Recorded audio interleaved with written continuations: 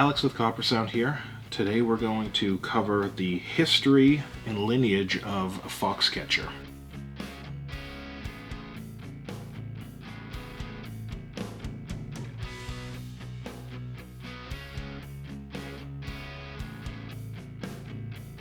So in 2016, we had just got off the heels of our first guitar pedal with our dataless reverb, and we went right into another guitar pedal, the Gravity Bomb, our very first boost pedal. It was kind of like this guy. Here's our V2, and Gravity Bomb was our first booster on the market before we were getting ready to do what would end up becoming Foxcatcher. Having Gravity Bomb on the market was a good stepping stone for us entering kind of into the world of gain and overdrive and boosters. But we were working on an overdrive pedal, and we had breadboarded and started to make some prototypes of what would come to be known as Foxcatcher. So when we were working on Foxcatcher, it was kind of doing several things. It was establishing a duet series, which is our dual foot switch form factor. And when we were getting ready to do the overdrive, a lot of the guys in the shop, we were talking about doing maybe Tube Screamer style or possibly like a FET style overdrive, and we had done some prototypes of those, but nothing really hit for us.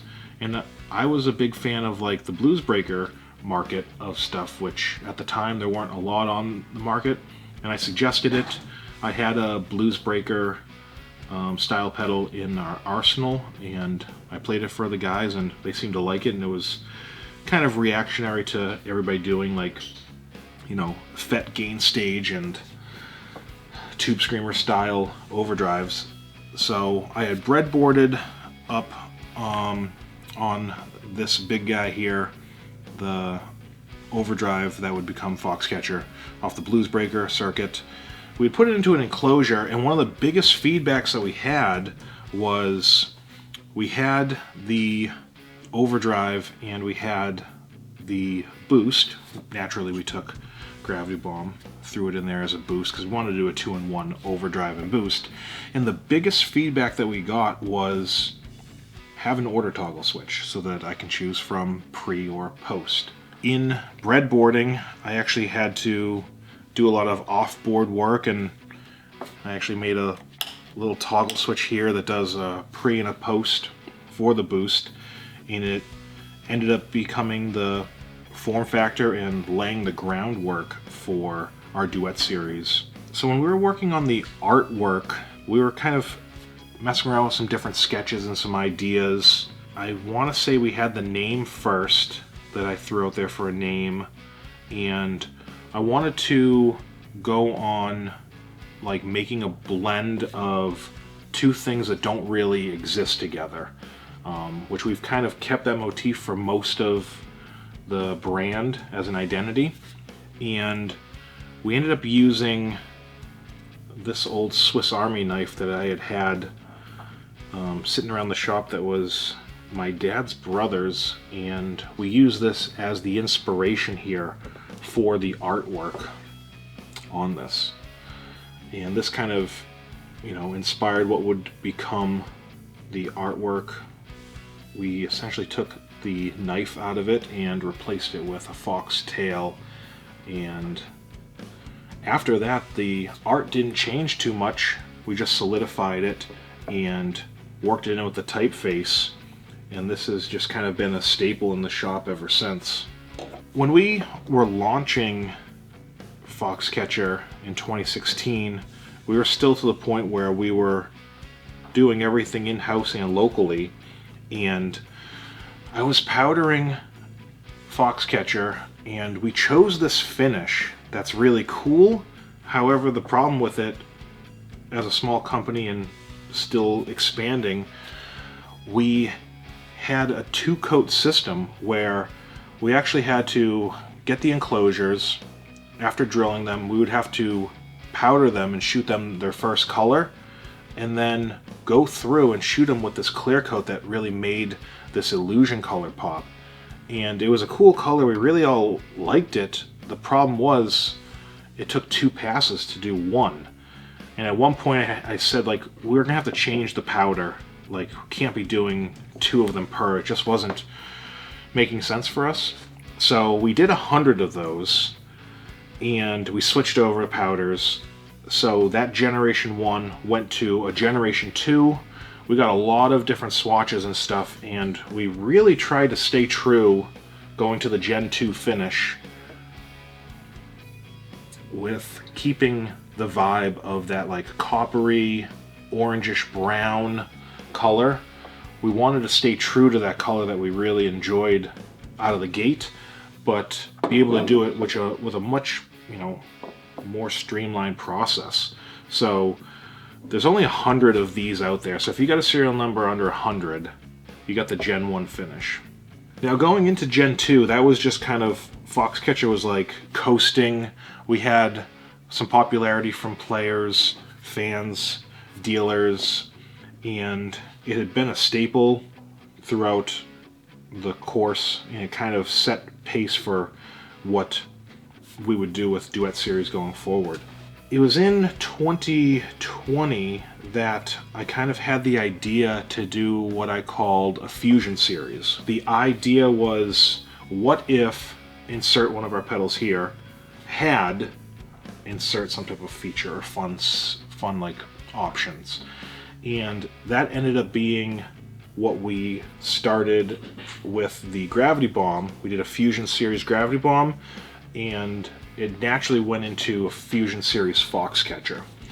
I've actually got one here that we did in gold and white, and this guy was kind of like the culmination of like ideas and kind of what could be. It's really just a way for us to kind of have fun with a product that's been around for a while and just see like what its capabilities would be. So with this guy, we got rid of the nature knob and the boost side of things and replaced the diode section with MOSFETs or germanium diodes here, just something to have fun with it and try out a different form factor, try out doing a faceplate, just kind of like having fun with the art side of things, to take something that's more generally made as a mass production thing and scratch that itch as artists of this stuff.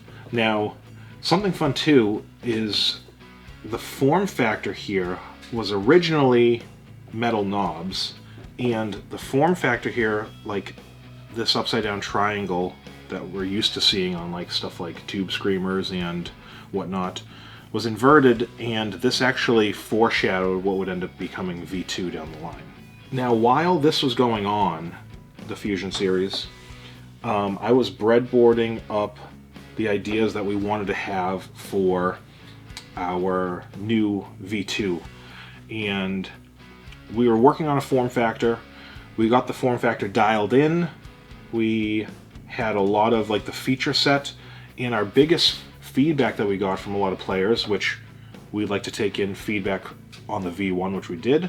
So we took that and we grabbed the feedback from people from our own personal alpha testing, beta testing, and all of that. And when I went to breadboard, I'm taking those things into consideration. And the number one thing was Foxcatcher with some more available gain on tap. It's always done the low gain Bluesbreaker thing really well, with a pretty good EQ that doesn't color, but people wanted more gain out of it. So when I went to the breadboard for this, I wanted to try to find a way to achieve more gain, but I didn't want to just put another stage of like boost in front of it. That is pretty common for a lot of stuff, and that's great. Sometimes I feel like that pushes, but also can come into this issue of feeling a bit sterile sometimes, depending how it's done. So instead of putting a booster in front of it, like you could do with Fox V1, we adjusted the second stage where the clipping is. Whereas normally the drive knob will address the first stage or like the preamp stage, our gain toggle is actually interacting with the drive section, or like the gain toggle section with the diodes in the loop of the second stage. So those toggle switches directly will work with the second stage and add more compression to it and much more sustain, which was really nice, and I was able to do it without adding an entire new circuit or kind of changing the essence and core of what we really like about this pedal. So once I finished breadboarding this and trying it in the shop, we had a form factor done, but we didn't get it into an enclosure yet. After all was said and done, we were able to kind of marry the two together between the form factor and the feature set. Now, we weren't originally going to call it Foxcatcher V2, but after long deliberation and working on this, we realized like the lineage made sense for this. We had the form factor, we had the size, we had all the feature set, and we kept the lineage going right off of the heels of the Fusion, and we're presenting Foxcatcher V2, which is a multi-mode overdrive. Keeps the essence and the feel and the vibe from V1 that players really grew accustomed to, and we're so fortunate to have the feedback from players. It's been an inspiring like history and lineage of Foxcatcher, and we wanted to keep that name, that like heritage that we've done for almost 10 years now, and offer it in a form factor like this, because other than the added gain, one of the other things, people really wanted to have something like this that they could do as a standalone without the double wide with the boost. So we're finally giving that option to the people.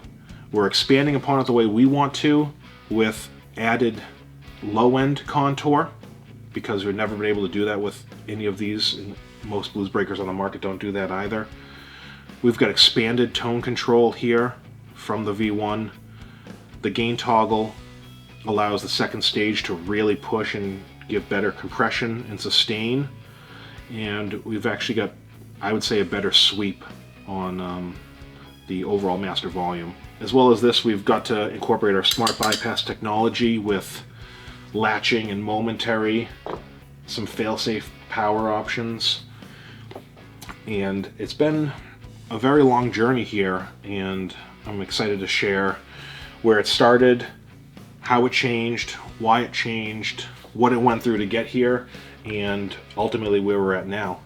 And just want to thank anybody that's been along for the journey, and hope you enjoyed today's history lesson.